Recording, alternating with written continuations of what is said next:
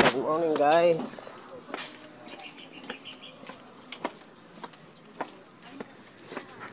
Pupunta po tayo sa matanda dahil po wala po siyang makain. Pupuntahan po natin yung matanda.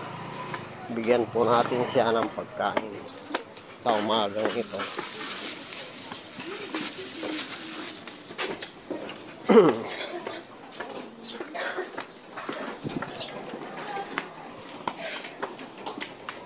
At diretso rin po kami sa ng anak ko sa school.